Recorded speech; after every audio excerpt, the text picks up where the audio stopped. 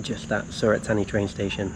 Got here a bit too early, so a couple of hours waiting for our train to Malaysia, but shouldn't be too long.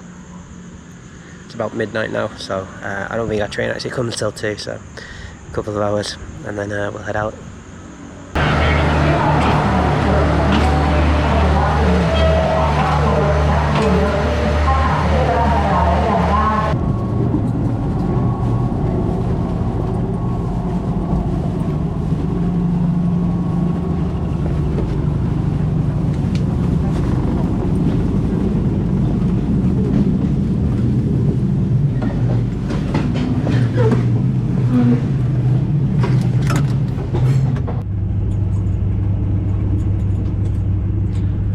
Morning.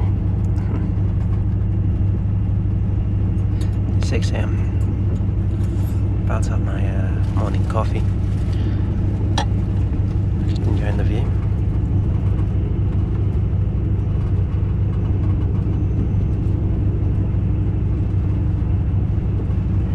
Sunrise. This is my bed.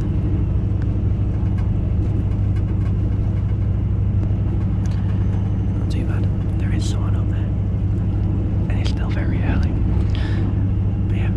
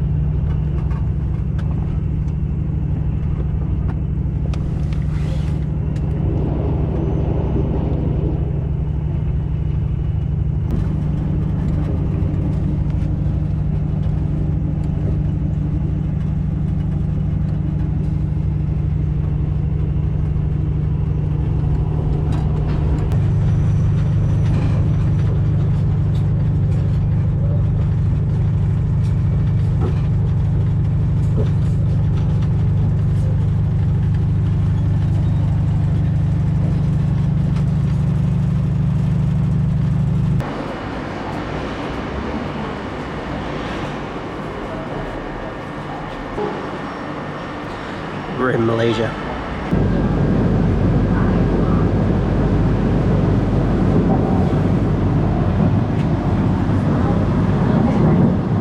Train number 2.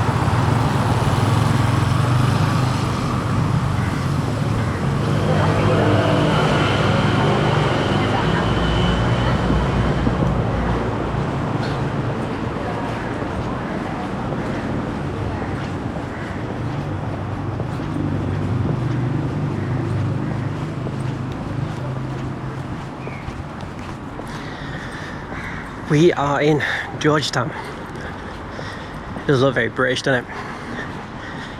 All those big bricks. That's because who it was? Built by the East India Company, I think. Heading off a little bit later than planned today. Slept in. It's always more tiring than it's worth getting the overnight train or bus, which is what I did to get to Malaysia this time. Just leaving the hotel. There's a lot of street art in Penang, which is kind of a tourist attraction, and there's quite a few on the road down to my hotel. There he is, the main man, Mr. Bean.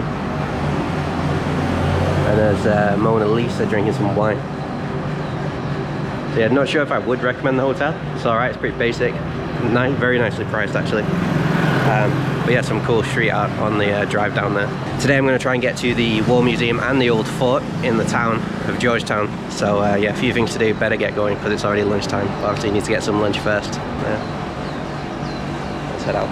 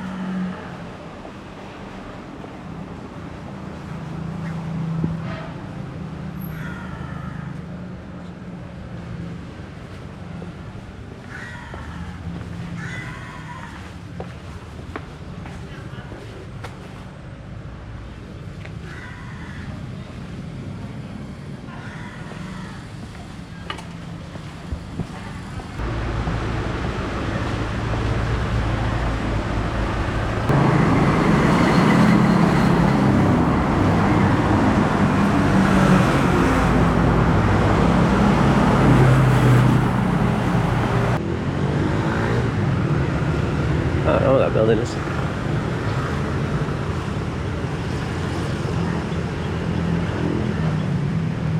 Ah, the town hall.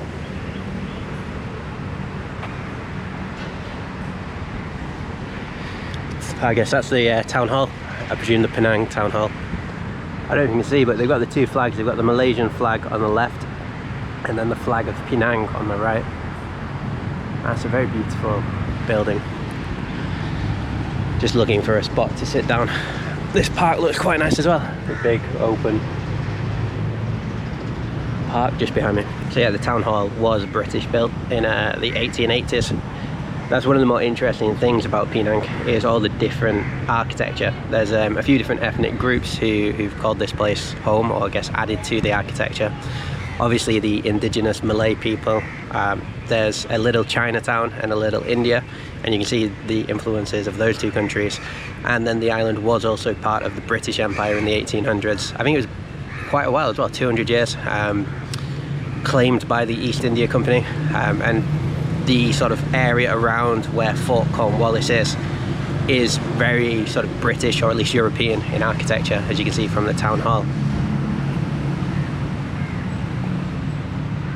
Some of the other buildings as well, not just the town hall. There's quite a lot of buildings on the streets in Georgetown that look very British. They've got kind of those big stones, which is quite foreign to this part of the world. You know, it's pretty unusual being on a tropical island. You know, literally palm trees, and then you see buildings that would look not out of place in Birmingham or Manchester. It's quite interesting to go and see. So that's what we're going to do today. We're going to check out some of those buildings, planning on going to the fort next. Just stopped under the shade of a tree because it's a bit hot, and we're going to look around Fort Cornwallis in just a moment. And I'm going to check out the town hall and whatever building that is first, and then there's also a clock tower to Queen Victoria that I want to go and check out as well. So yeah, this one here is the town hall. Very ornate. And then that white building on the other side over there apparently is the City Hall, Penang City Hall. So yeah, they've got a town hall and a city hall apparently.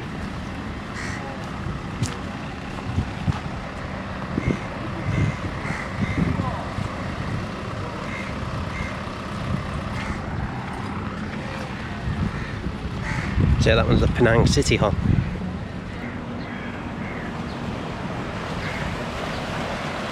You can see mainland Malaysia just over there. It's only a short boat ride out to Penang Island. I don't know what this monument is. It looks like a war memorial perhaps.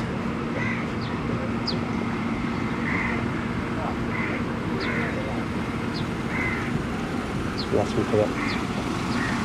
Must be.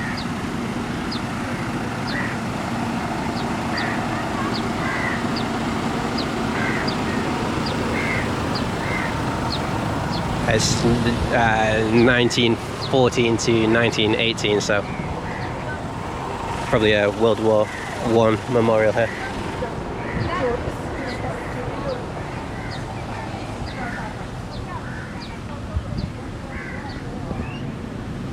World War I, World War II also, which I don't know what happened here in World War I, but World War II is quite interesting. Essentially it was a flee and a retreat to Singapore by the British naval forces who were here. Death Railway, World War II, fast stuff.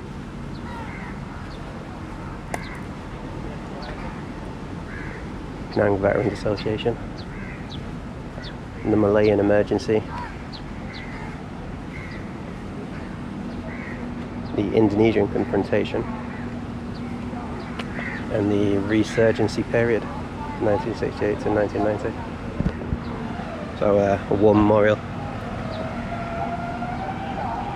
The original cenotaph in the middle appears to be thought to commemorate World War I. However, obviously other wars have since been added. Fort Cornwallis, built on the coast. It was a naval sort of fortification, but it never actually saw any battles. It was more of a, I think it was used as a police station and a sort of for official business. Built by the East India Company in 1880, I think. So looks like there's an old ship over there as well. Hopefully we can go and have a look at that too.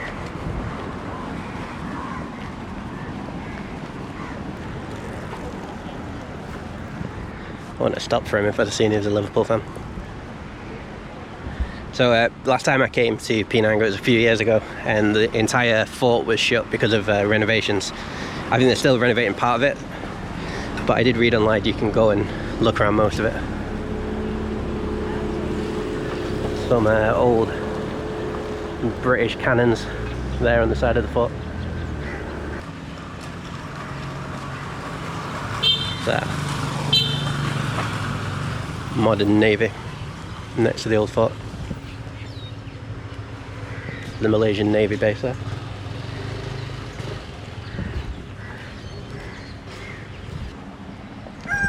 The modern Malaysian flag.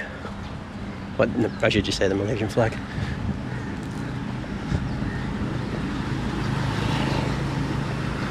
There we go. Fort Cornwallis. That's what we came to see. See the walls around the fort.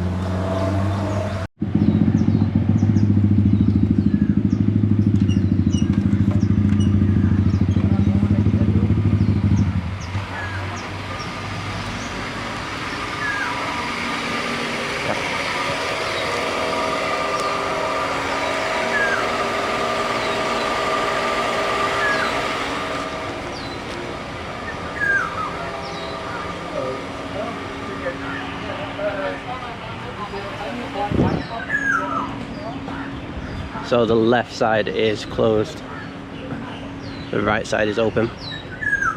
So to be honest, probably not the best time to visit, but we can still have a little bit of a walk around. I don't know what this is, it looks like a stadium of some sort, doesn't it? That white tower over there is the Queen Victoria Memorial, I think.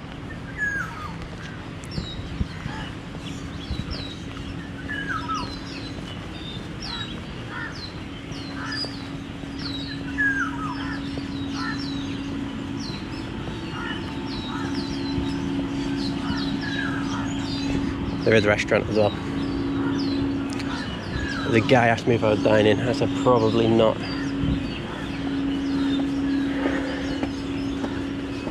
I might get a drink though. That's very nice.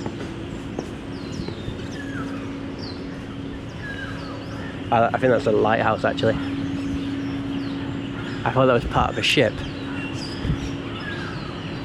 but it looks like just like decoration around the lighthouse.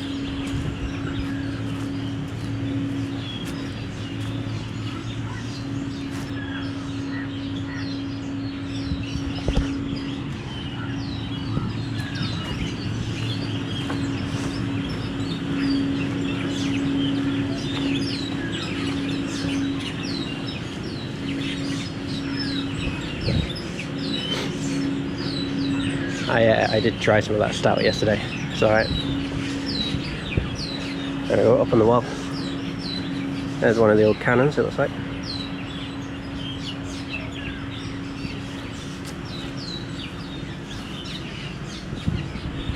So that one looks like it's kind of built into the brick. I don't know if they're just decoration.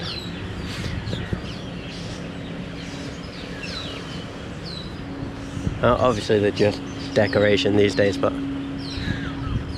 they must be legit cannons.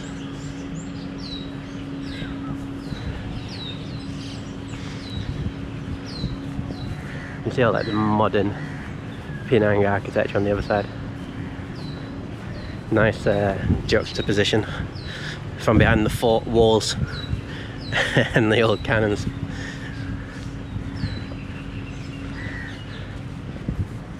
So the admission was 20 ringgit.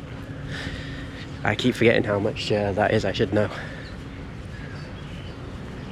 I'll have a look in a second on my phone.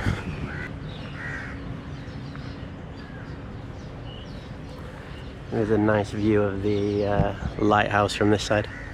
That's like one of the main cannons. That one looks much bigger than the rest.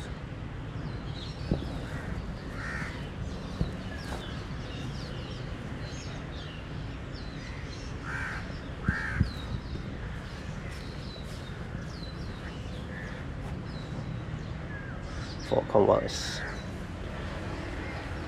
You can go and put your face in, become a red coat for a few moments. So yeah, it costs 20 ringgit entrance, which is about £3.50, so not too bad. Even for half a foot, that's alright, isn't it? Yeah, there's a bunker of some sort here as well. I'm looking over there. Gunpowder magazine. Constructed in 1814, the magazine, located at Northwest Bastion, was used to store explosives. It's pillbox shape, designed with thick walls, meant to minimise damage in the event of an explosion. It looks like an old bomb shelter of some kind of big thick metal door there. But yeah, it's a magazine, explosives magazine. Must have been where they kept all the cannonballs. Fuck it up. It's a cat. I wondered what the hell that was.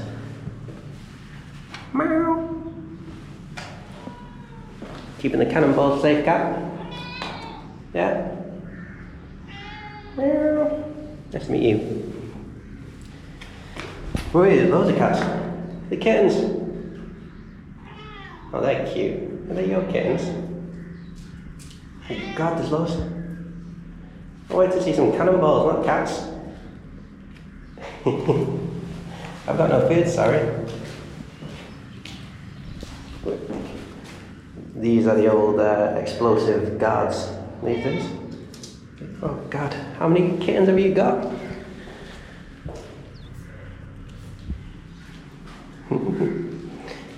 Proud mum and her flying cannonballs. I'll leave you guys alone in peace. I haven't got any food, sorry.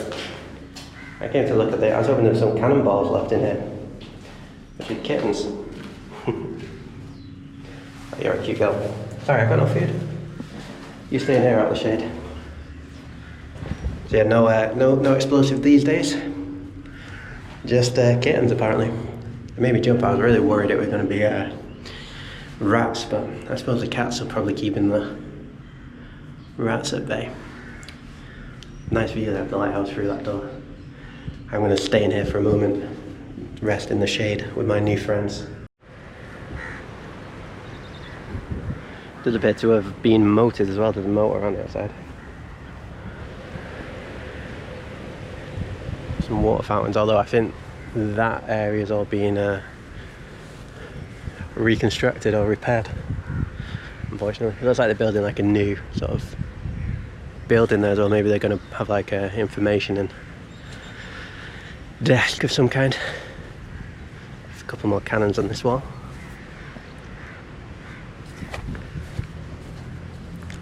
It is hot today. I might have to go in that restaurant, get a drink. Old flagpole.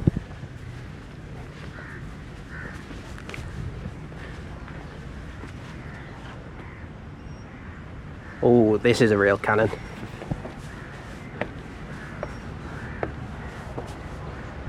You can see the view of modern Penang down there as well. This is a cannon.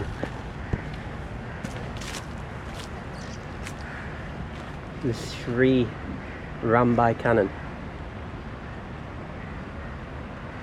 That's a beautiful cannon, isn't it? Look at all that inscription on it.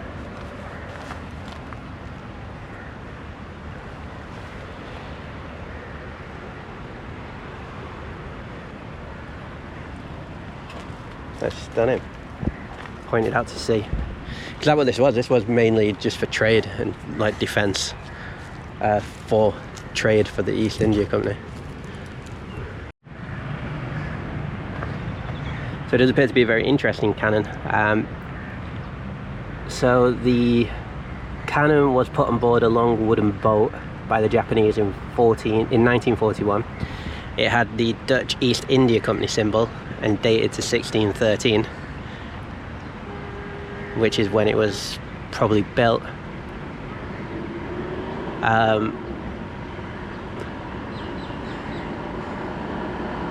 It was seized by people in Fort Cornwallis,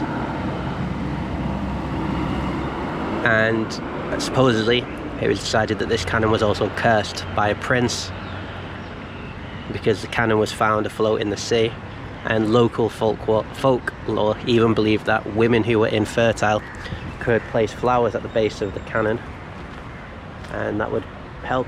I wonder if that's why there's loads of flowers surrounding this cannon. Yeah, beautiful cannon. Actually a Dutch cannon. Had to go with one of the stouts.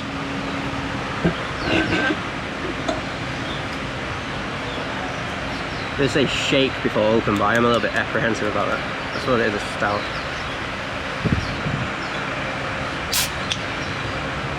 Yeah, definitely wasn't a good idea.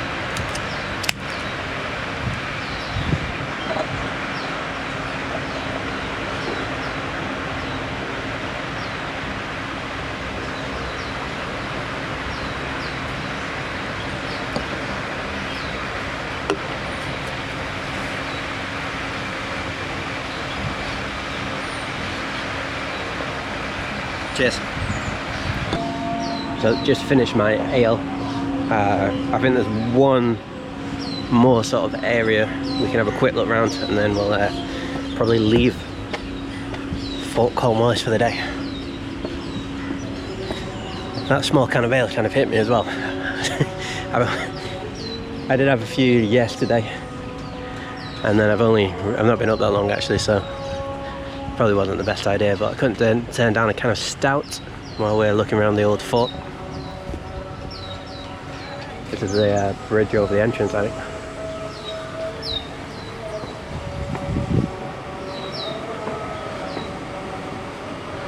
Oh, that area is blocked off anyway, we can't go over there. So there's the entrance to the fort. And this is the bridge over the entrance. That's probably it. That's probably all we're going to have time to look around, because the other half, as you can see, is closed off for renovations, which is a shame because it looks like there's quite a lot of interesting buildings over there. So yeah, that's that white building over there. Sorry, that white clock tower is the Queen Victoria Memorial. We'll probably go over there, have a quick look around, and then try and order a taxi from over there to the War Memorial.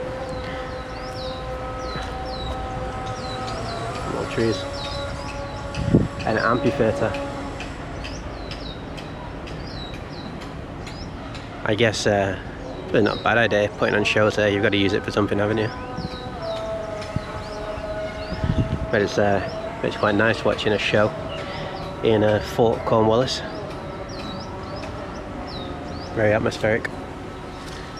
They don't need it for defence anymore. Alright, cool. So that is Fort Cornwallis here in Penang. Definitely check it out, especially if the whole fort's open when you come. You'll be able to see more than I was able to today, probably. So just leaving Fort Cornwallis, They did sting me for a medallion coin. There we go. The outer forts. The outer fort walls, and we weren't able to get around there in this side. Obviously the fort goes all the way. And just up here we have the monument to Queen Victoria. So yeah, just next to the fort, this side of the fort that I couldn't go into today. Actually, we might be able to walk around the outside. It looks quite nice over there, doesn't it? You can see the moat. But yeah, as you can see, a stone's throw away is the memorial to Queen Victoria. It's a memorial to her Diamond Jubilee, and it's like a white clock tower. See what it says. Yeah, nice. Very nice little clock tower there. It's good old Queen Vicky on her Diamond Jubilee. Try and get a better view.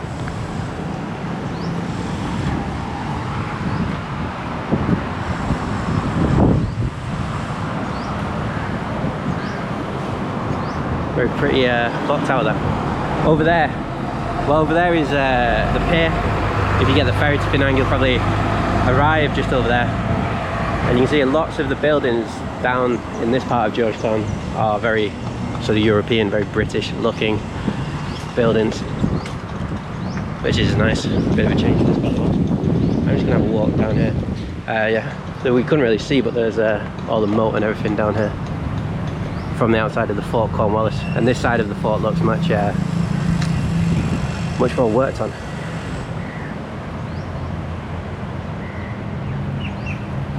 But yeah, there you have it, Fort Cornwallis. Next up on my trip is try to book a taxi and we'll get down to the War Museum. Let's go and have a look around the War Museum.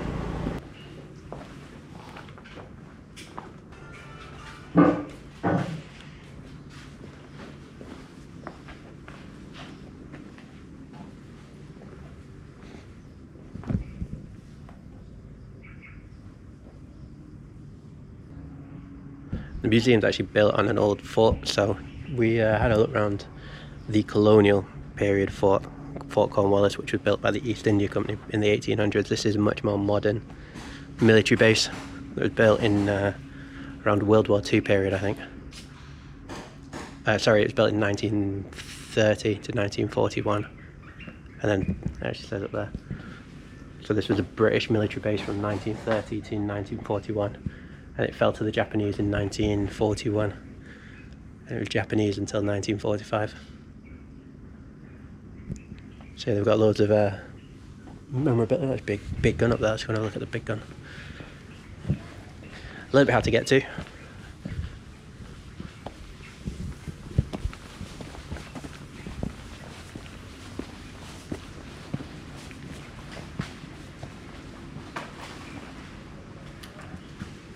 It's actually a replica gun. It's a replica of the cannon that was sat there when it was a military base.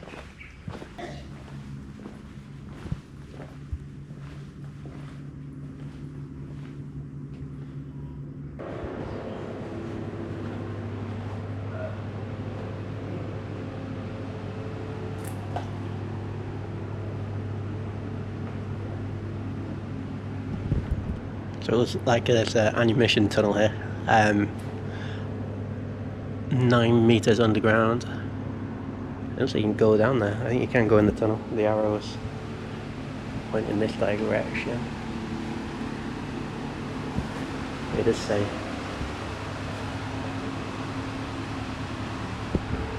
please keep silence, so very echoey. Yeah, I'll show you down the ammunition tunnels, but I won't be able to talk too much. Won't make this chap or this chap very happy if I do so.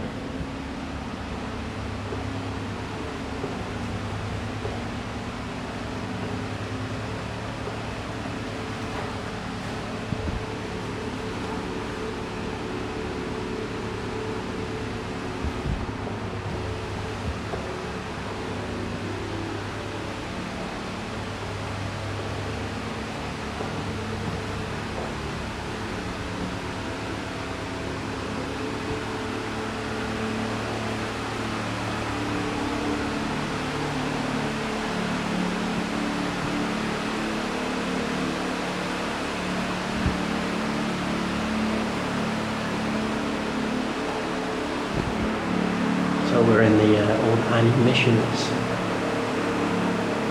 shelter.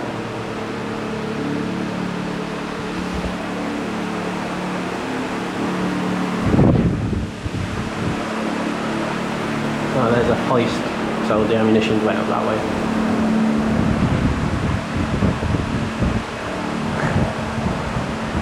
There is an escape chute there. I might go up there on my way back because there was some more stuff down that I haven't looked through yet. So I'll do that first, and then we'll go up the escape chute, I think, in a moment. What the hell is that?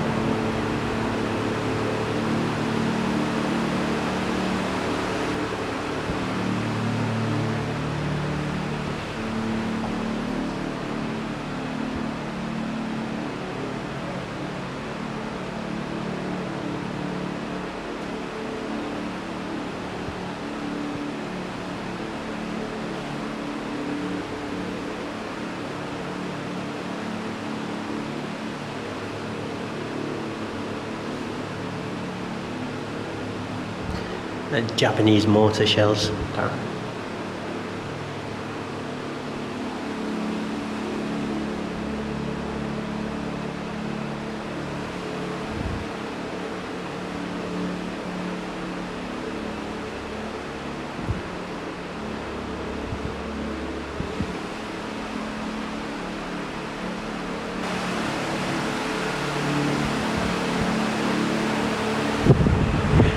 I'm not sure about that.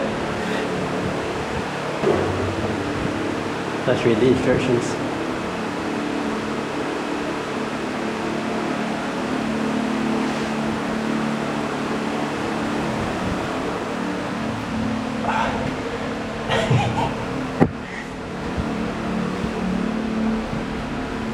I'm on my hands and knees. This isn't comfortable.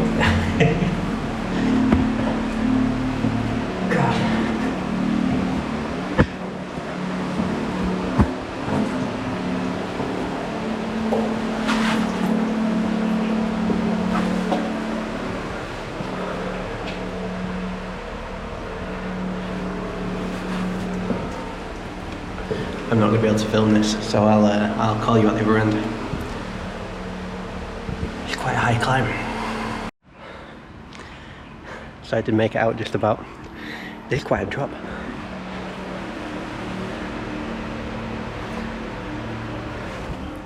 So I wouldn't have been able to record that, sorry. But we made it out the other end. There's the escape hatch that we just climbed through. Hopefully I've not missed too much of the museum because of that little venture there. An anti-aircraft gun. Not sure if that's a replica. Apparently there were 20 anti-aircraft guns built by the British. Although there wasn't much of a fight, my understanding is, after the Japanese came to the Malaysian peninsula. It was more of a British evacuation back to Singapore to try to defend Singapore, which ultimately fell. Anyway, so it was a very sweeping victory by the Japanese.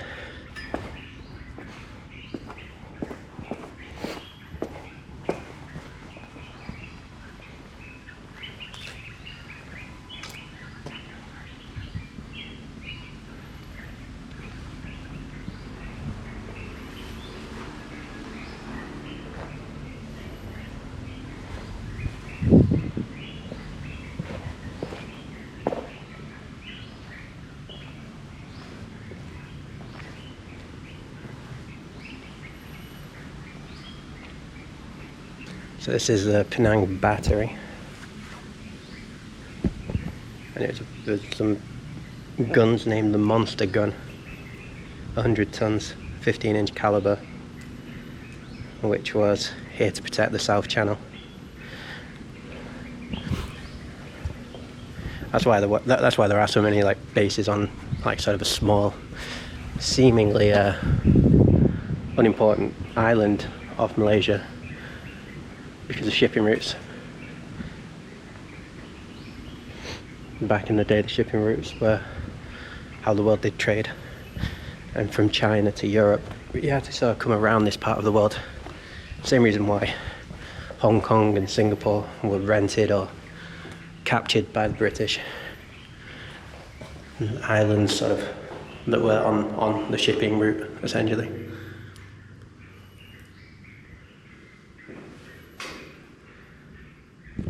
"17. No age, is it?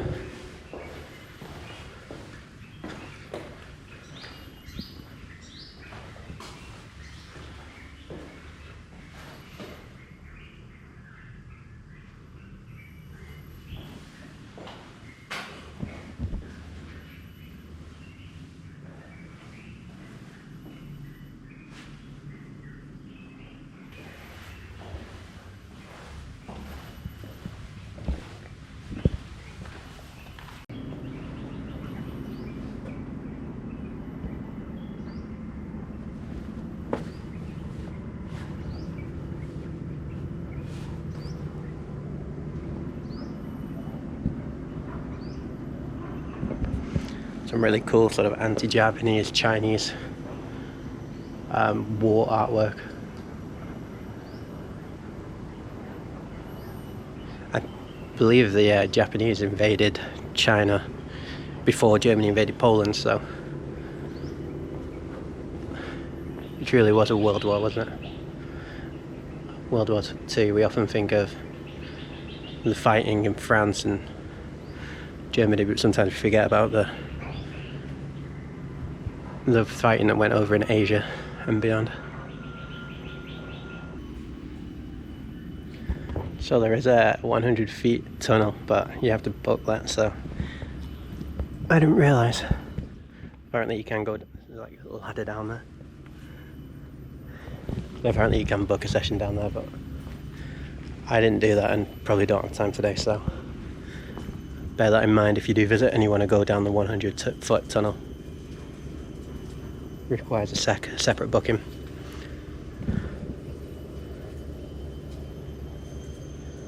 So it's an explosives dumps apparently, but you apparently can go down there. Let's go and have a look at the panoramic view. Shame about the tunnel.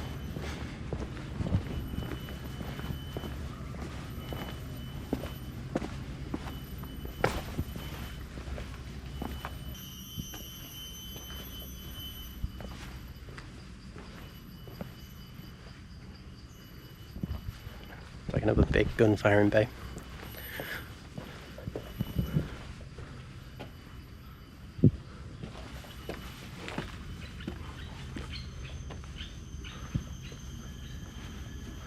That's what these guns were protecting, essentially. So you can see the bridge. I don't know if you can see it actually. Hopefully you can see a little bit. The bridge over to mainland Malaysia. There are two bridges connecting the mainland of Malaysia to Penang Island, which is where we are now.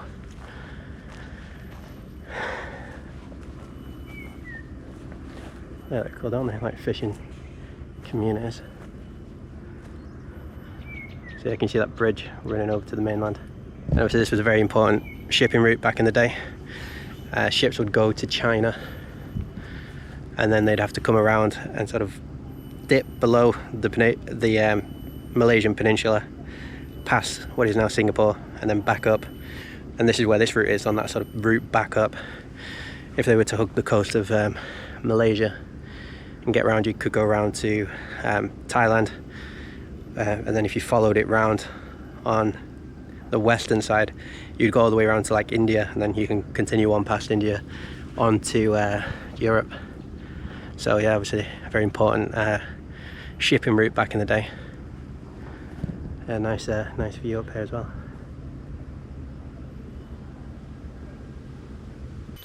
So I suppose that's a monument or memorial of some sort to the prisoners of war killed by the Japanese.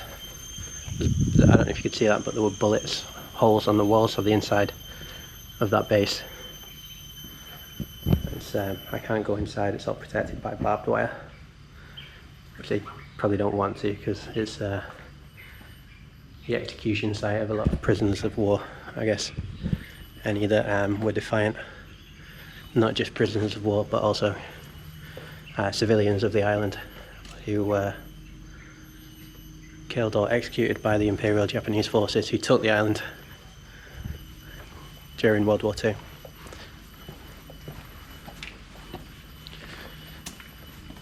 Obviously I'm sort of making travel content, but yeah, there are a lot of memorials here obviously to all of those who fought and lost their lives in World War II.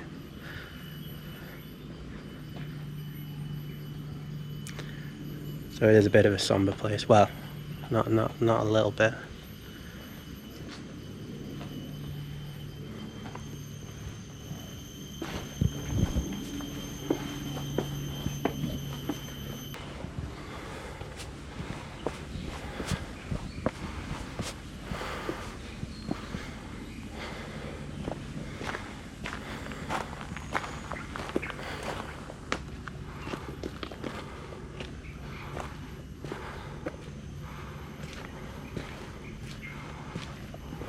I suppose that's the observation deck, the observation tower.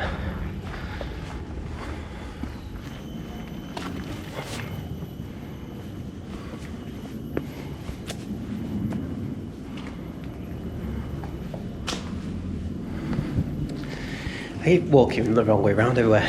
I missed that little bit of a climb up. Never mind. Climb up this little ladder. Oh.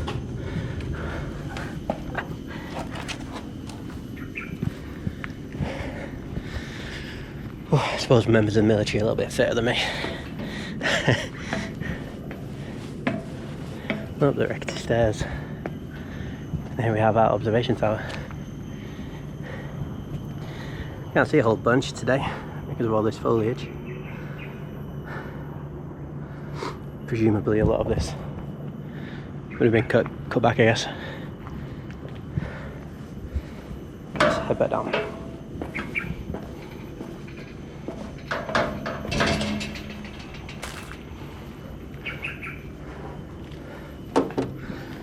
Watch your head.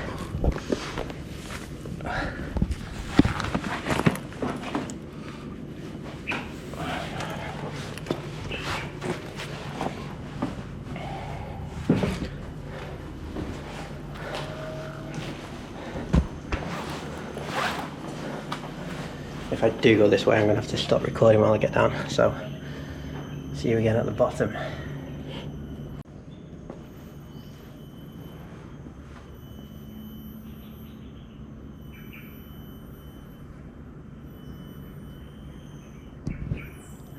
Very interesting artwork. I have no idea what that is.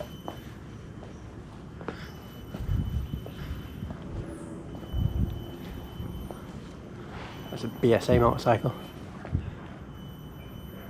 One of the old British motorcycle makes. I don't think they're in business anymore. Very nice tribute. Those steel doves.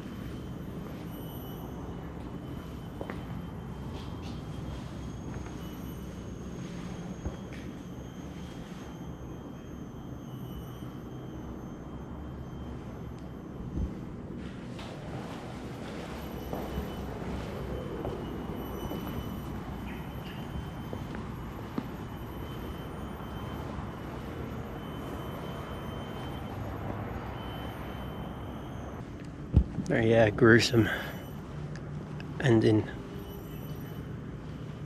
to the War Museum, that.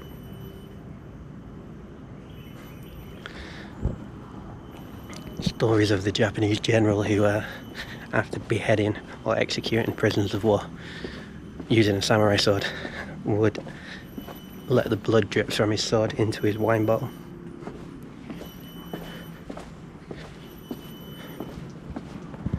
And down here are the old barracks, I believe.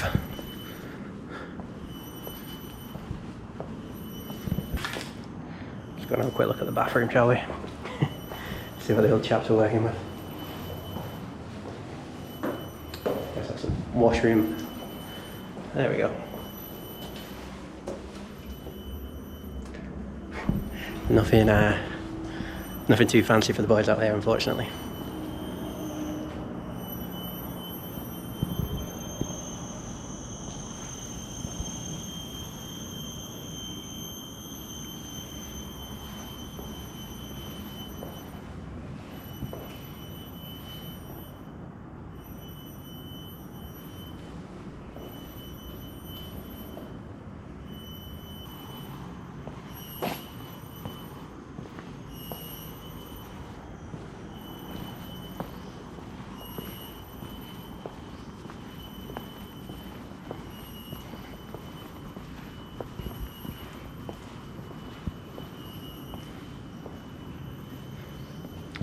The second barracks.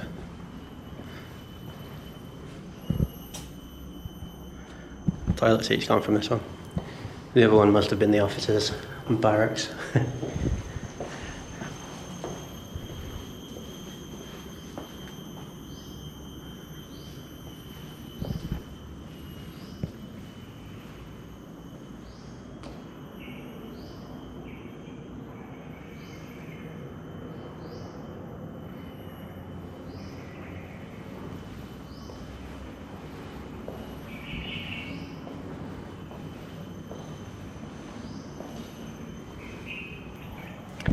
I'll follow the arrows this time. I've gone the wrong way too many times around here.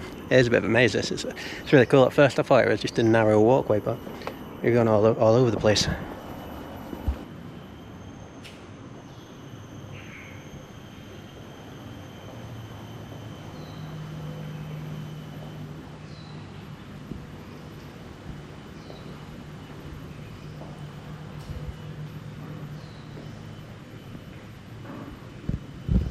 So we've got lots of, I think all of this is from the railway work, from the infamous Death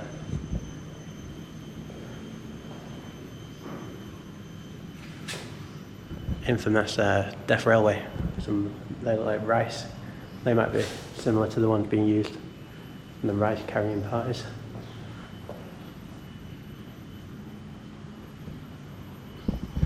The Death Railway being the railways that the Japanese were able to build because of their victories in Malaysia and subsequently Singapore. No one really expected the Japanese to be able to take Singapore. Winston Churchill said it was the British military's most embarrassing defeat or something along those lines.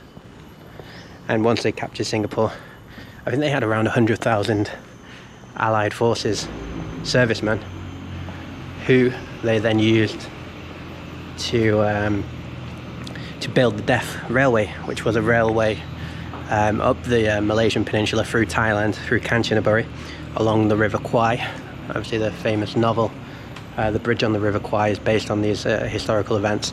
The ambition was to enter Burma, which I think they did do. I think they did successfully build the railway to Burma, but they didn't get through Burma as they were aiming to go into what was then British India. So that was the plan, so that they had an ammunitions line essentially running up so that they could invade India.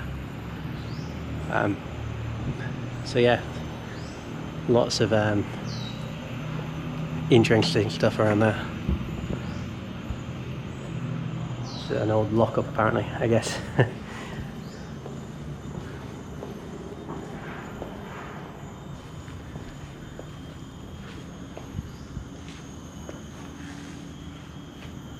beautiful building, isn't it? Exactly how you would expect barracks from that time period in Malaysia to look like. Stunning. You know, much of the history here is harrowing, and the landscape and a lot of the architecture is absolutely beautiful. It's a real juxtaposition.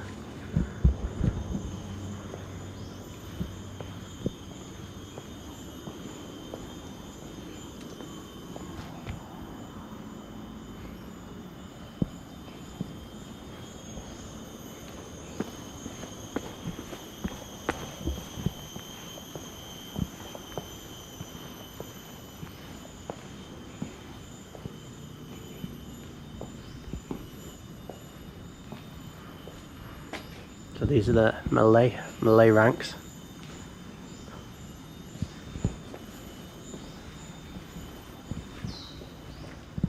Well, the creepy crawlies you gotta watch out for. Yeah, the ranks, the barracks here were for the Malaysian soldiers based here. Obviously pre-World War II. It wasn't, well, Britain wasn't Britain as it is today. It was an empire. So when you had the British ranks, or the British Army, you know, you can have British people.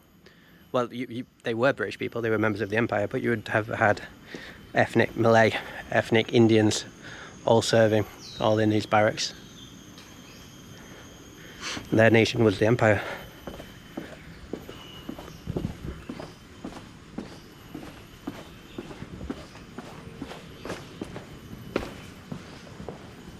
Down here, the most important part of the building, the cook's quarters. Big fire pit there.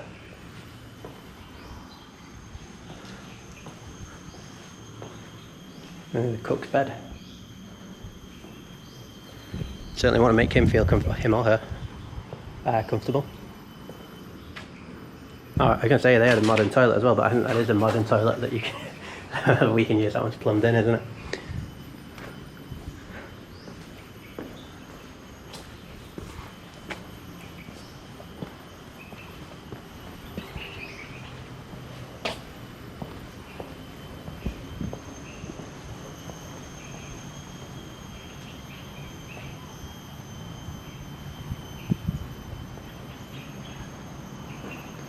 Oh, yeah, there we have it, the Indian barracks.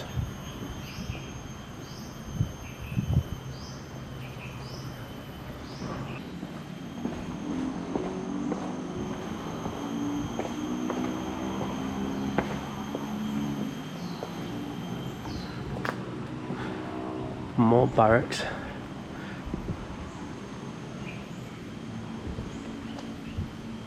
There must have been a good amount of people here. Good amount of soldiers at one time.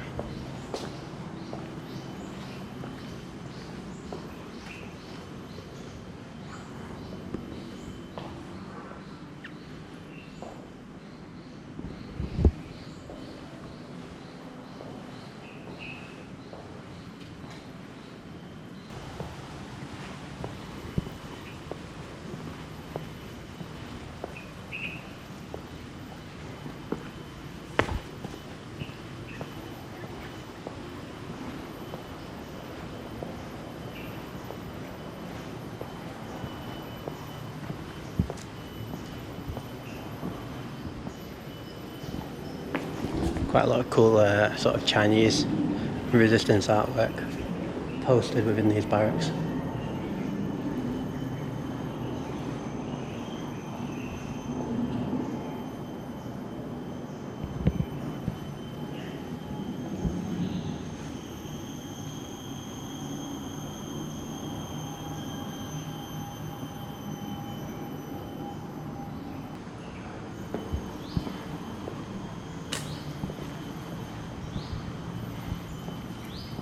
You got to wonder if the Chinese Communist Revolution would have ever taken place if it wasn't for the for World War II.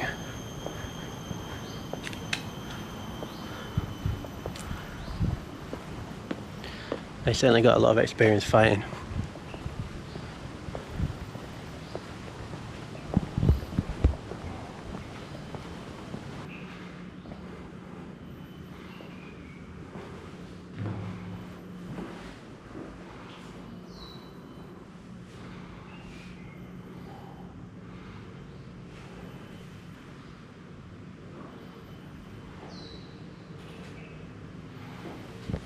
the intelligence office.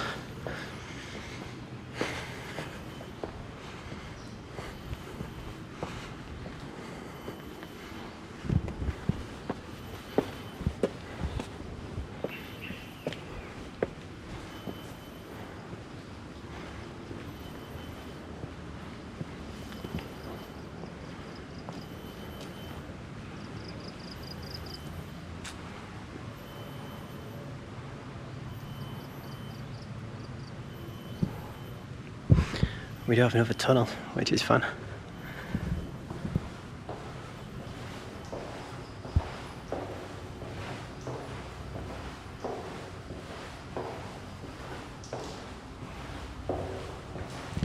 Those mannequins keep making me jump.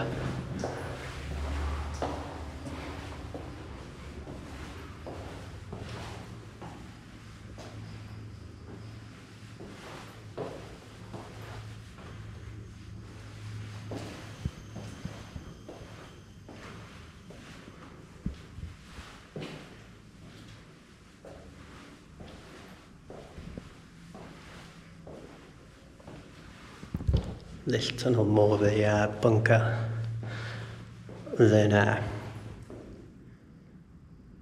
ammunition storage tunnel like we looked at previously.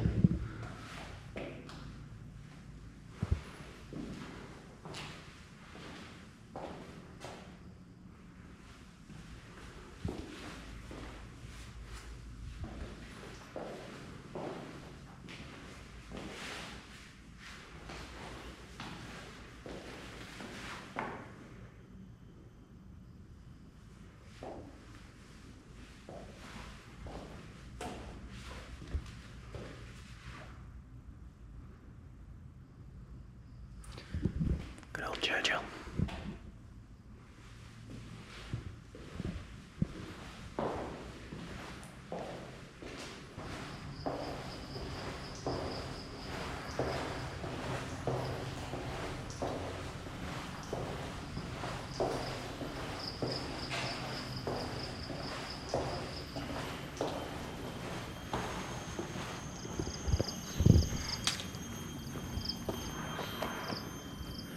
So yeah, there's a bunker. Apparently it's quite well equipped bunker, had a signal office, and it was also capable of recycling its own air supply during gas attacks. So not a bad place to be back then, I guess, until the Japanese came. And then nowhere on the continent was a good place to be. They swept through it. Well, if you were British, at least, or Allied.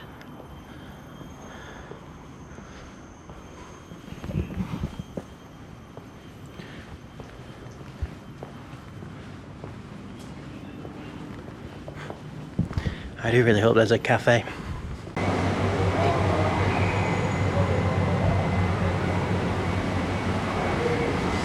So we're going to walk up Penang Hill today. I was going to get the train. You can get the train just from that building on the left there. However, sort of just around the corner, if you go to the left of the train station, there seems to be this little path, which is a heritage path, which I think is a walk up there. I think it's mostly steps. Online it said it takes about 2 hours, so I thought I might as well do the walk while we're here, see how it goes. But yeah, obviously this building is a train station, so you can take the train up there as well. If I'm absolutely shattered at the top, then I'll probably be taking the train back down. It does look like a nice train, looks like a fun train. Just fancied a bit of a walk today, so we'll see how we get along. There we go. So we're literally right next to the train line there. You can see the train line there.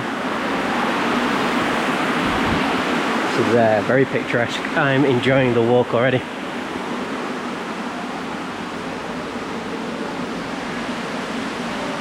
See a train just got into the station just there.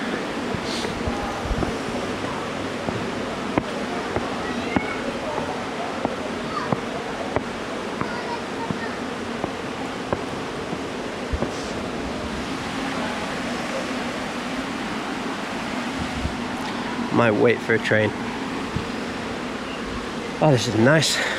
I just took a taxi from Georgetown. Bit of a horrible morning, to be honest. Cracked my head on a low ceiling. Breakfast took a long time, and then it was quite a busy it seemed like all the schools were finishing early today for some reason, so there was a ton of traffic. But yeah, already feeling more relaxed. Let's try and get a quick video of the train if we can, if it's leaving.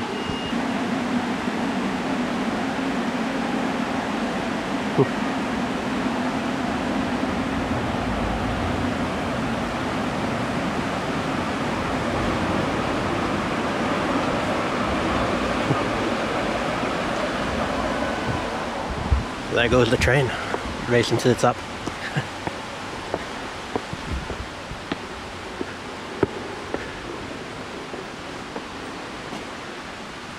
It does appear to be mostly steps. I did read that online as well. Saying that, I hope this is the right way, because I seem to have got to a car park.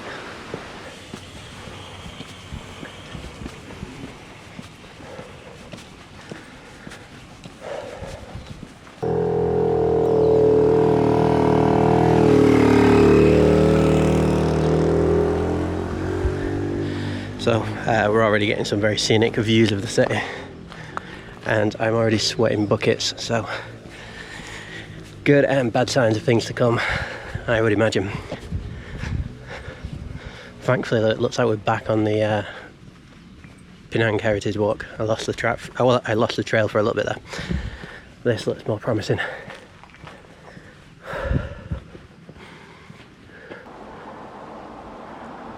Sounds like the second train that's going to pass me.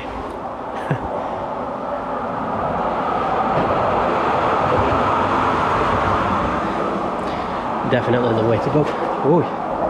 If you don't fancy the sweltering heat of a walk, that bird maybe jump. Where you going, buddy? I'm going this way too. Huh?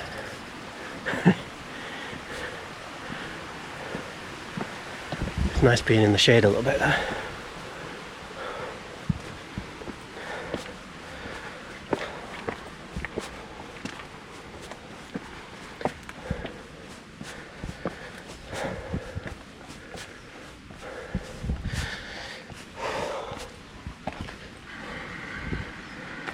There's another really nice view of the city just down there. I don't know if you can see that on the wide angle.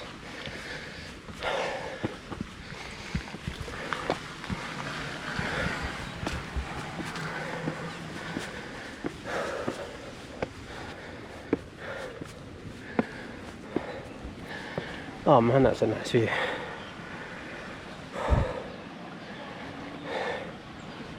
Look like people's houses around there as well.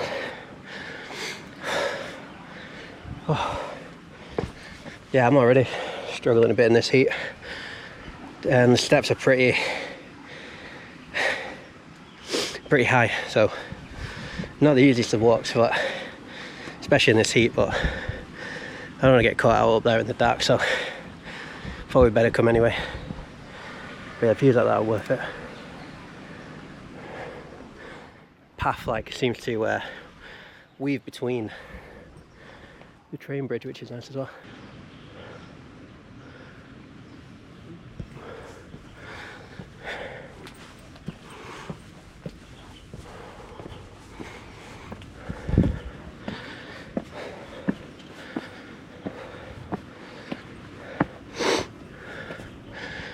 Oh man,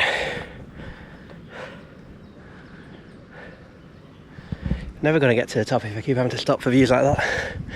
That is stunning. I'm going to have to grab my camera as well, I think, quickly. Oh, there's every time I turn a corner there's a new, better view. Man, look at that.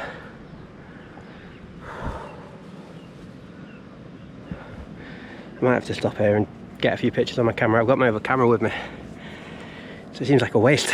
Well, I've stopped 3 times already. I'm never going to get to the top if I keep stopping.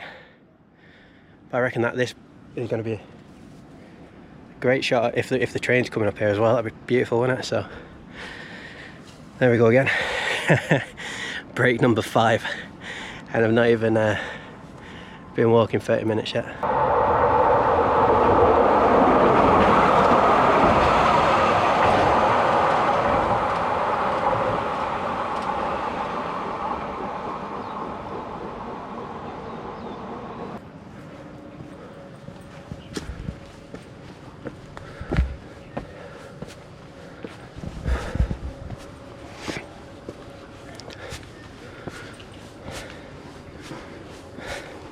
We're now ducking beneath tree vines, so getting more and more jungly as we climb,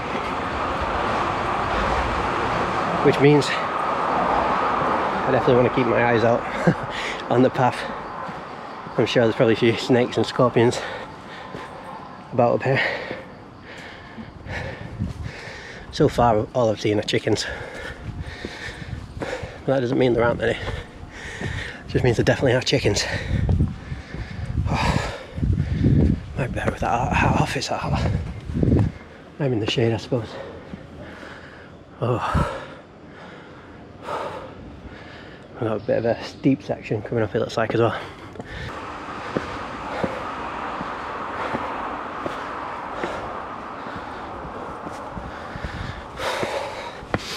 I have enjoyed a few pints of Guinness this trip, so maybe all this zone 2 cardio will repay my sort of debt, my health debt. The Guinness is built up.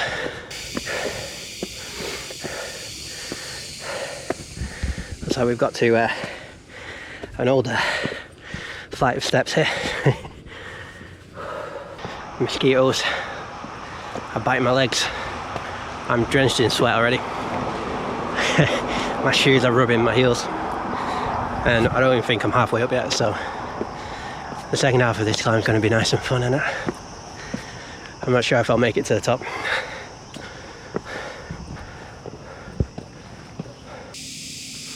There are these little sort of seated shelters every couple of 100 metres, which are a bit of a godsend, but God, the humidity and the and the incline are killing me off. I'm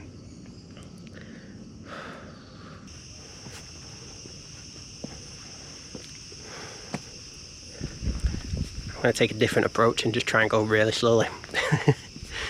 Slow and steady, hopefully.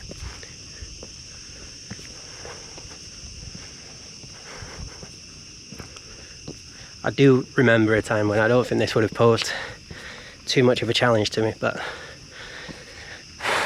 working from home, where I'm just on a computer 8 hours a day, the only cardio I really do is step master at the gym,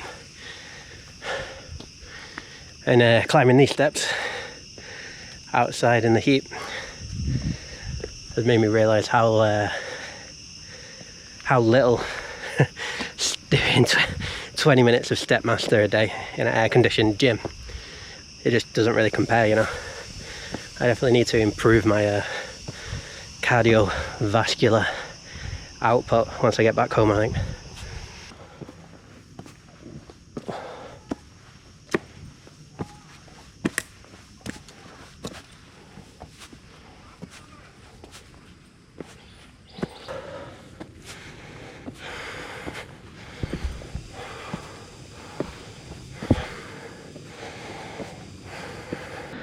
I hope this is nearly halfway, and I hope there's a cafe just around this corner. Otherwise, I'm not sure what I'm going to do. God, I think it's the heat as well, man. Can't just be me this out of shape.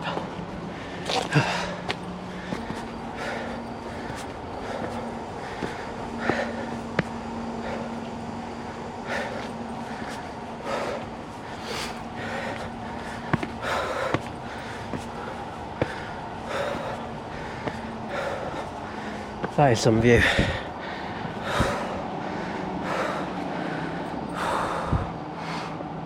Oh man, it's a clear view of the bridge going over to the mainland there. That's stunning. but there doesn't seem to be a cafe, which is a little bit concerning. I got a few pictures there. What a view, man. What a view.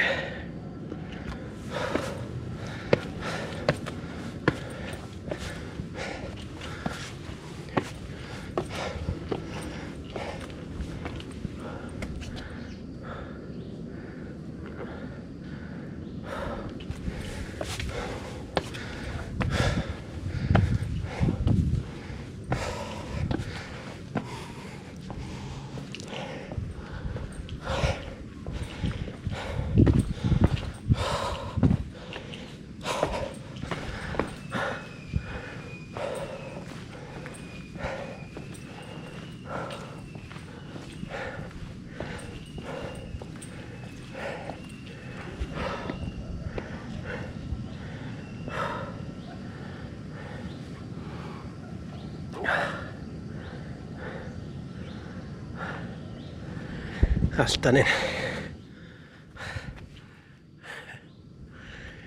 Almost makes it all worthwhile.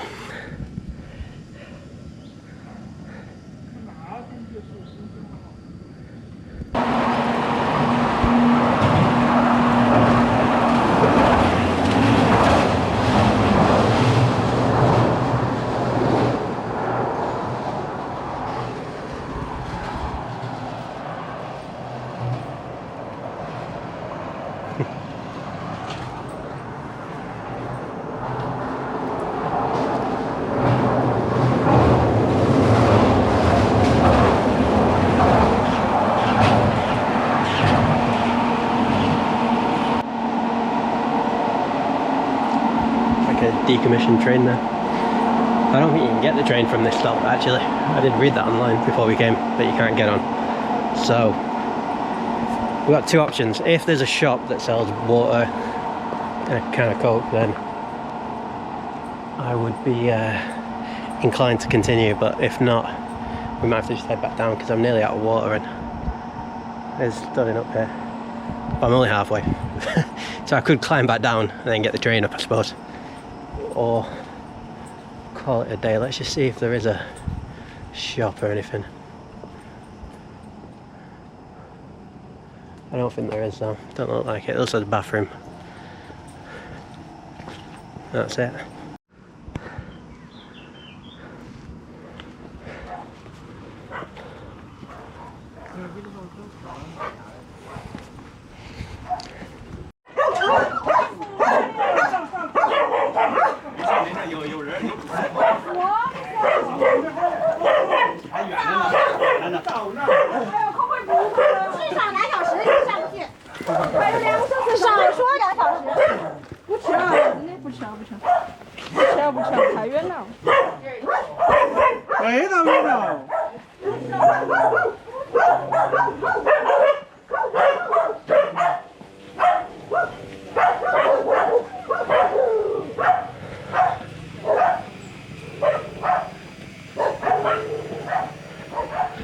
That was scary.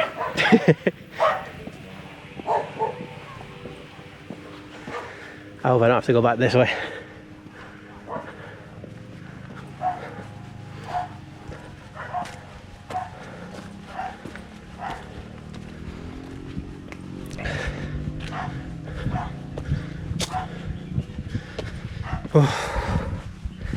Dogs, man. Back home I love them, but out in this part of the world, you shit me up. I don't need rabies.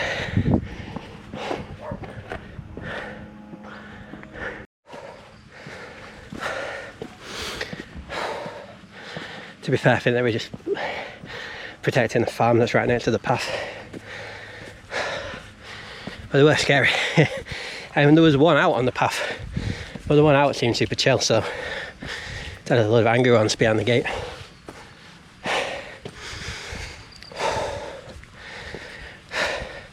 So yeah, I decided to press on. There was something about stopping halfway up that,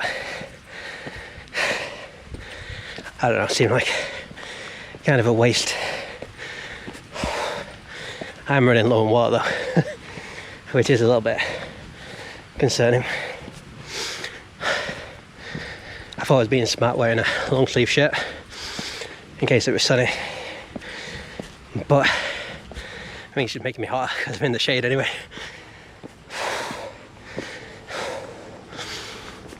But there you go, you live and you learn.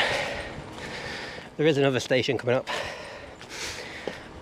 Hopefully this one we can actually get on the train, or at least they have a shop there. That might be asking a bit much. So we're at Claremont Station, but again, I don't think you can get on or off the train. I think it only stops at the bottom and the top. So getting on the train doesn't seem to be an option.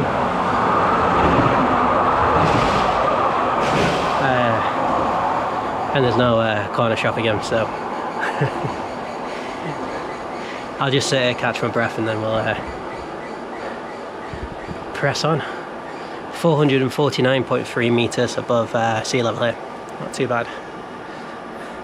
It doesn't sound that much when you consider when you think of it in meters here, but when you're climbing up, I used to be able to sprint 400 meters under, I think under a minute, but that was when I was running track, but I don't think I could now, and I definitely couldn't uphill. So there we go. Again, very scenic train line. Part of me does wish I'd taken the train and then walked down, but there's no glory in taking a train up the hill, is there? The glory's in walking up the hill, I think.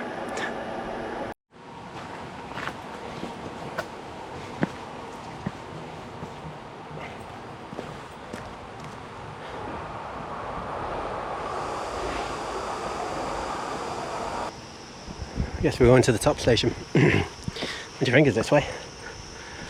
Hopefully. Getting more and more like a trail now, less and less like some steps. So yeah, that's good, I guess. I get more. Again, I'm wearing tennis shoes, if any of you saw my vlog from Pike Canyon. I guess I still haven't learnt my lesson. That time I had some walking shoes in my rucksack at the hotel. This time I didn't bother bringing them, so I guess these are my walking shoes really. Since other shoes I never seem to take, they're more just gym shoes. Oh, a little bit scrambly up here now. There we go. Unless I'm just walking on the wrong path or something. Probably the way to do this is to take the train to the top and walk down. I bet that might be quite a nice stroll, but it's a bit of a challenge getting up here. Well, I found it to be, you might not. I don't consider myself to be too out of shape, but then again, this hike is proving otherwise, so perhaps I am.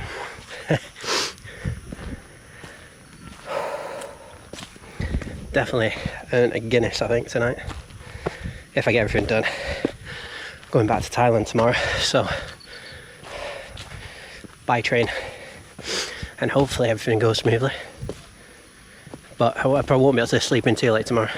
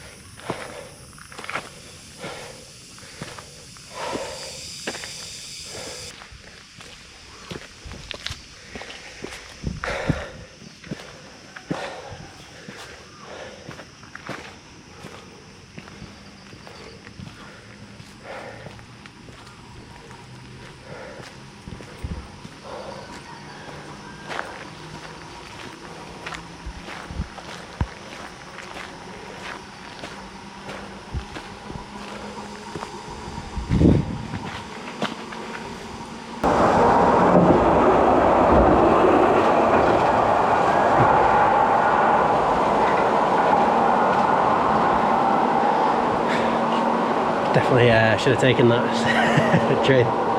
You can't get on at any of these stops either. So another station, Viaduct Station.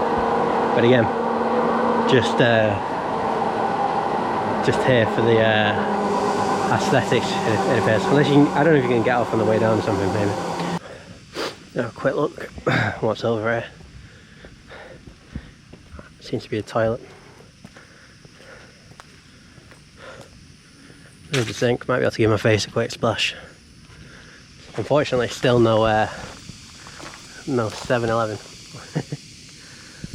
That's what I really want.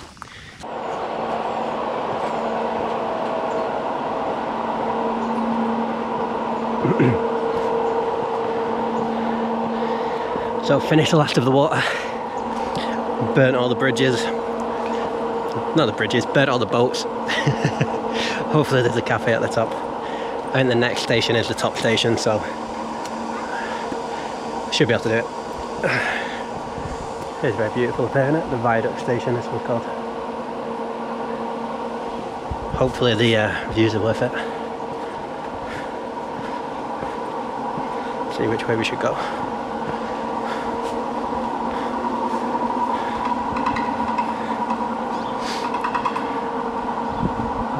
Yeah, I guess we won't.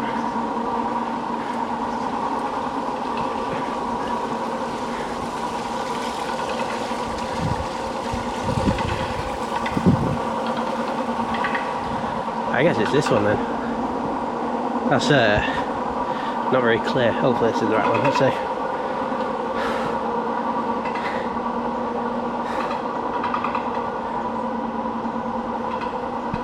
I have no idea. Let's just walk this way. It looks like it's this way. And hope there's a cafe at the top.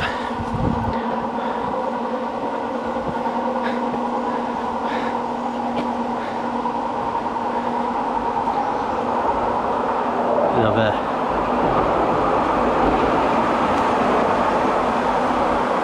bleeping train.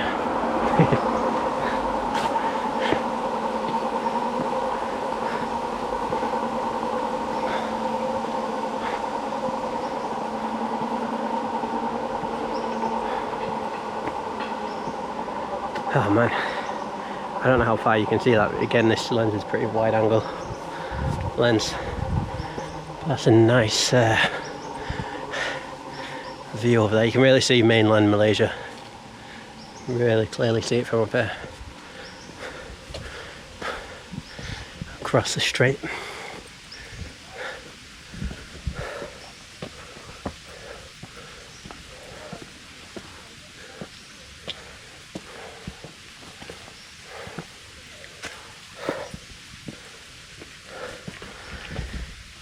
It has cooled down quite a bit, which is helpful. Pretty hot when I set off this morning. Well, this afternoon, yeah, not this morning.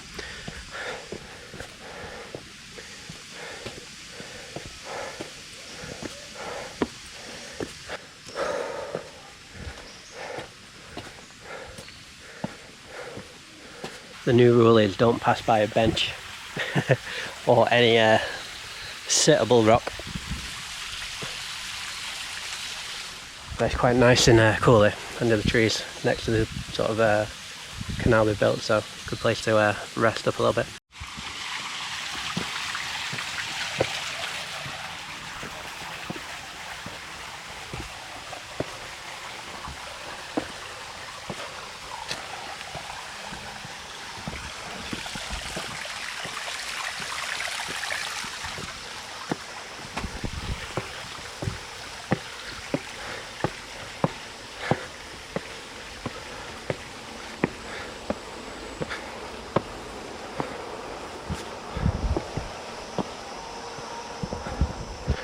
Like a banana tree, but no bananas, unfortunately.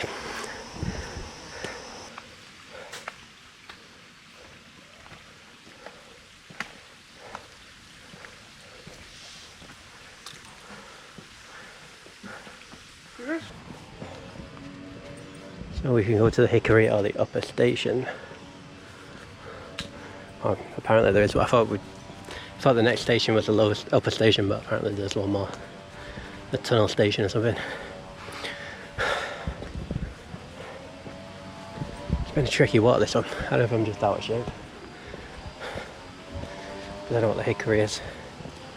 Maybe it's a shop, maybe it's where I should go, but like a guard dog. Guarding the hickory, so maybe we'll go to the top station.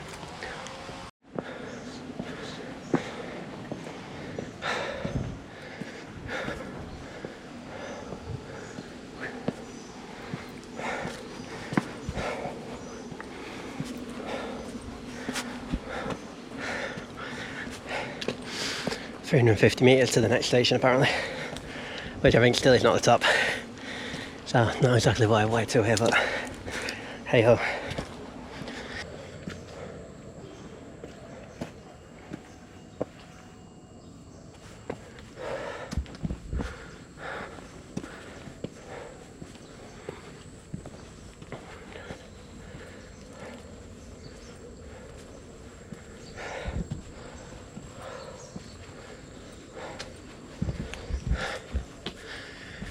It is pretty. Just long, hot and tiring.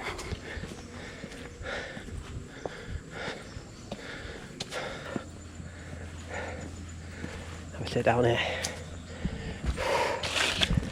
That other bench was covered in ants, but this one's seems to be a little bit better.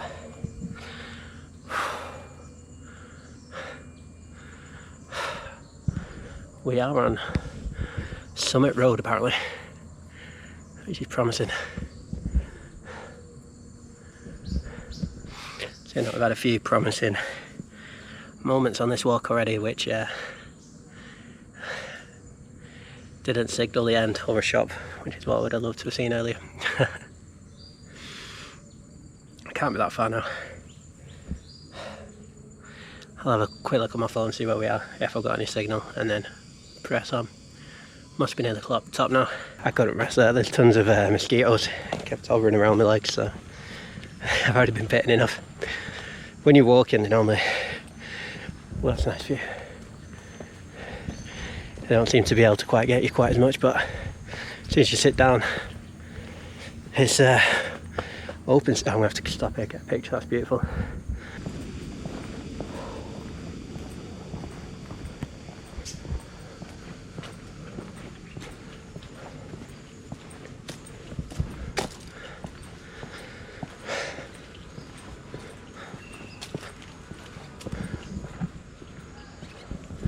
Those buildings look promising.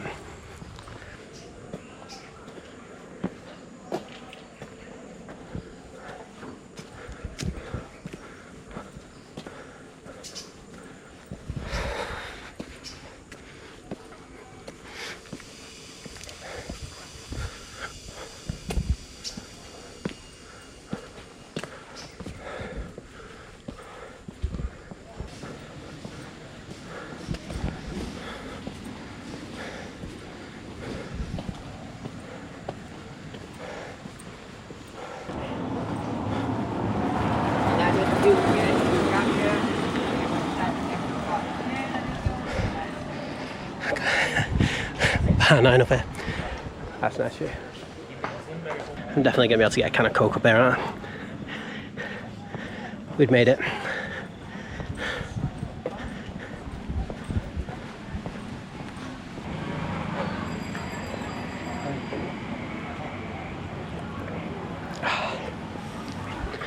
Wasn't really what I was expecting up here, but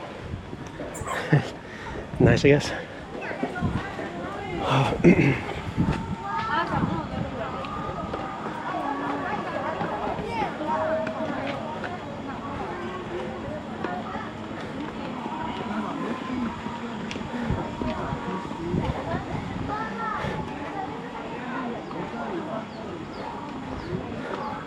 There's a cannon here.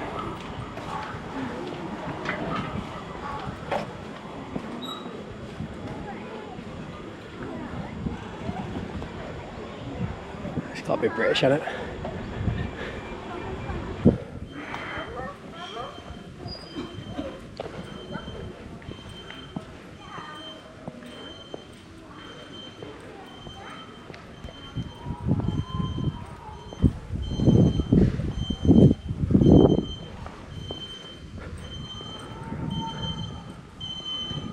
There's a Hindu temple at the top.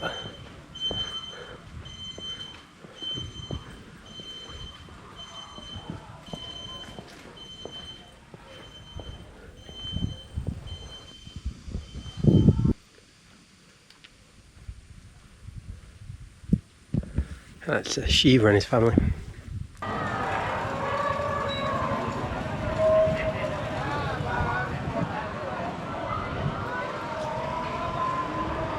I guess this is pretty much the top.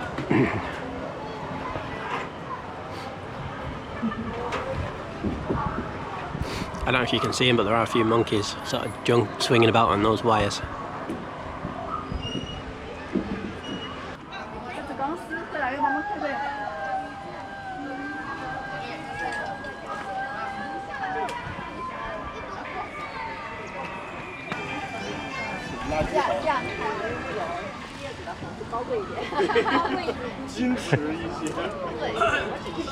That's more of a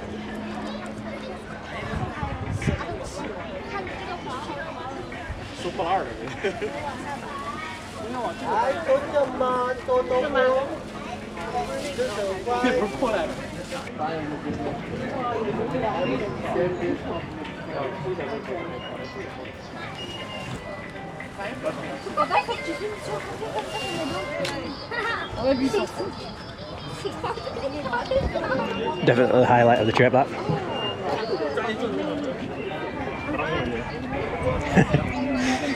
Some monkeys rummaging through the bin. It's pretty built up once we're at the top of the hill, actually. The walk's much nicer than the being at the top, to be honest. There's even a police station up here. Restaurants, market, golf buggies going up and down. Hindu temple, Muslim temple. Train station, obviously. Probably be getting the train back down, saying that.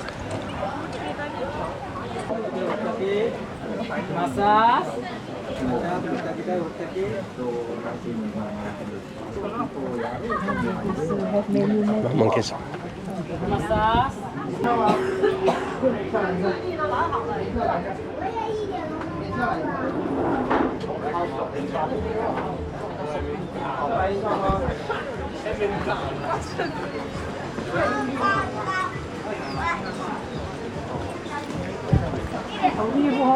Views are standing up here, but it's a little bit tricky to find somewhere to enjoy.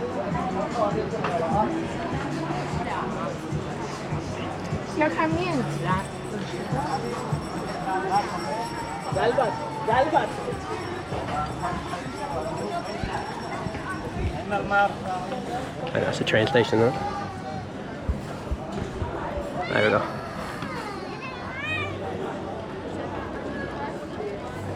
This isn't a bad spot.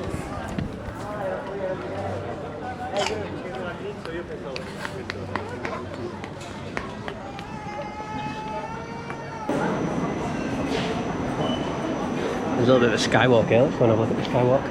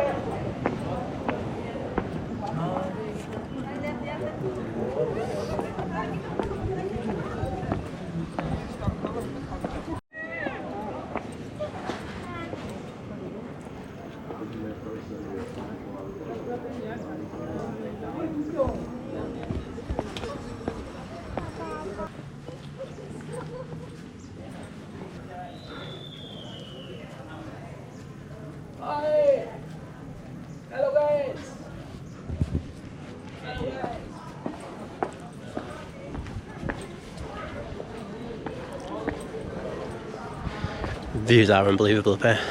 I think I might have seen the best of them though, so probably just go for a little bit of a stroll around, try and get a coffee, and then head back down. I'll be taking the train, so hopefully the last train's not for a little bit of time. It is already 5:30, so I won't leave it too late. But if I get down for 6, then I've got to get grabbed back into town. Feel sorry for the fella whose grab car I'm about to get in, because I'm a bit sweaty. I probably don't smell the freshest I've smelt. There's the train station. I see the skywalk. And up there's like a few temples and a ton of sort of fellas selling massages and sort of them cartoon sketches. If you're here for the nature, peace and quiet, definitely recommend the walk, because once you get off the train at the top, it is, a bit touristy. It's still very nice, and you can just walk a little bit down, and like I've only walked a few 200 metres, and it's much quieter, empty view spots. So definitely worth a trip up if you're in Penang. It's probably one of my favourite things I've done here.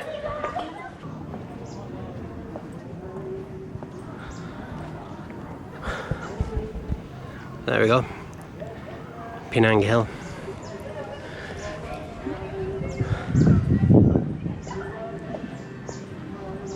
Some stunning views up there.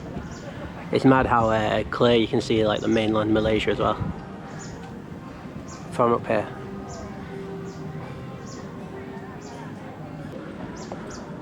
Some views of the island. Yeah, I don't know if you can see there's like that second island there. The grab driver yesterday told me that that used to be a place where, it was a place where they put people with elephantitis, and then it was a prison island. And then a hotel opened up on it, but the hotel closed because of COVID, so I think it's just an empty island again now. Maybe a hotel can open up again.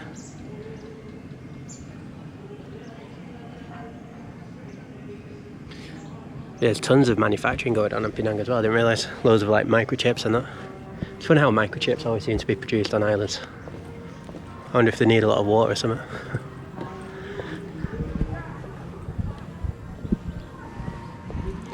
This place looks like it does coffee. I'll go and have a look.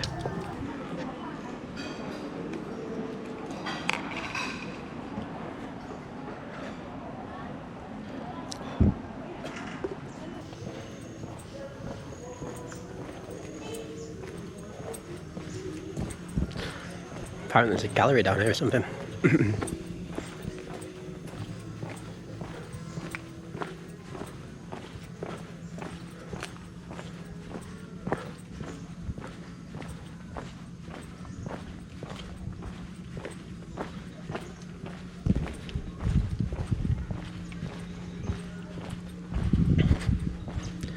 Oh, nice.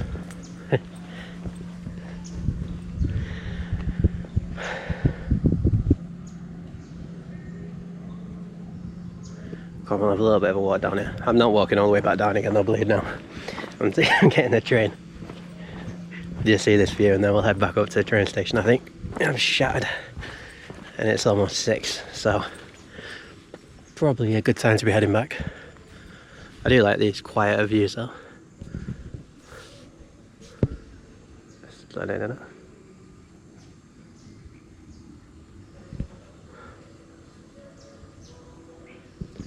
So yeah, Penang Hill. Like I said, if you fancy seeing the nature, ants. Oh, there's loads of ants down here. I'm going to have to walk back, I think. Not a great place to be stood still.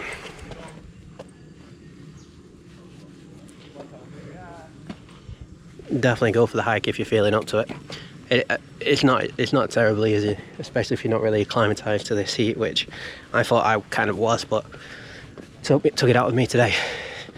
Give it a few hours and bring a couple of bottles of water.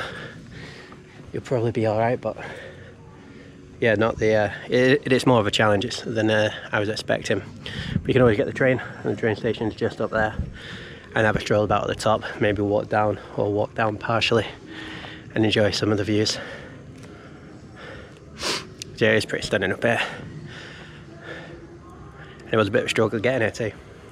But yeah, let's take a couple more pictures up here and then go and figure out the train back down.